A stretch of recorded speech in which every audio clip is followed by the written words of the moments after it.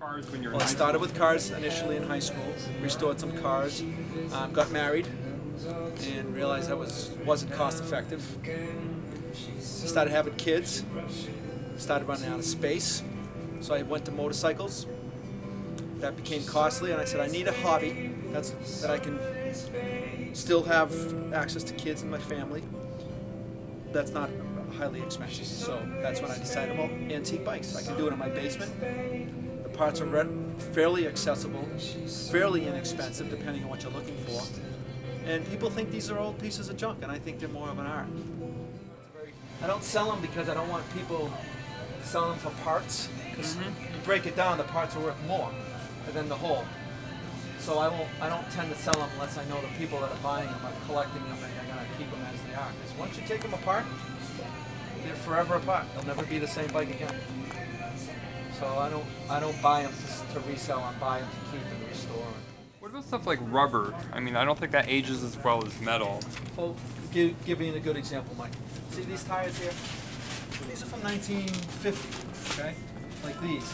You can tell this bike was hardly ridden, but if you come down here, remember the JC Vegas I was telling you about? Yeah. See how the rubber's blown out? Mm-hmm. So yeah, the rubber doesn't tend to last as long, and it depends where it's been stored, if it's been a lot of moisture. A lot of these bikes are stored next to old furnaces, okay? Old furnaces produce natural gases and fumes, sometimes oil.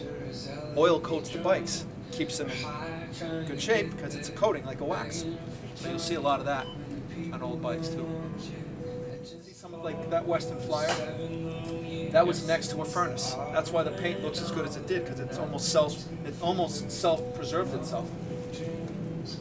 I tell you, when you get in one, when you get on one, it takes you right back. It really does. It takes you back to, and it's very nostalgic. You're on the bike, and it, like the bikes now weigh 10, 15 pounds. These weigh 50, 60 pounds. That's why you see kids walking them up the street, because you couldn't possibly ride one of these up a hill. Because of the sheer weight. 50, 60 pound bikes. And they're made out of all metal. There's no plastic. How much work goes into a restoration project? I imagine it varies. Probably, yeah, it would vary, but I would say on average, probably about 50 hours on a bike. I sold two for 2,000 each. One I sold for 1,500. Now I got these bikes for nearly either nothing out of the side of the road, or in someone's basement that didn't want them. And the highest I've ever paid for a bike was $200. How do you find them? Through network that I have, people, other bike collectors, bike swaps, sides of the road. This is a bike that I'm working on. But they come to me like this. This was found in a basement, but they come like really, really ratty like this. That's how they get here. And then when I'm done, see how old this, see how that looks? Old and ratty. That's how the bikes looked at the store when I first got them, just like this, rust and all. So a little bit of work. Then I break them down, take all the parts off. This one isn't quite broken down, but I take all the parts off. And once I take all the parts off, see there's like spare parts, tires that you can't find anymore. And once I do that, these are all my bike tools. I lay them out just like that. Just got my bike tools. And then I break the parts down individually, just like this. There's not a science to it. And I take it apart, and what I don't need, I place up here for spare parts. Like, this is what it looks like when it comes to me, because this is a Stingray. That's what the Stingray looks like when it comes to me.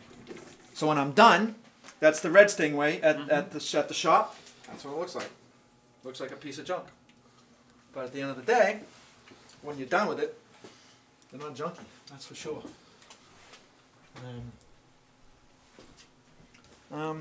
Then parts like these you can't find. This goes to a space liner. This part here would probably cost about $500 to replace, to find, because it's plastic. They used to kids drop the bikes and they'd shatter. They'd rip them off and you'd never find them again.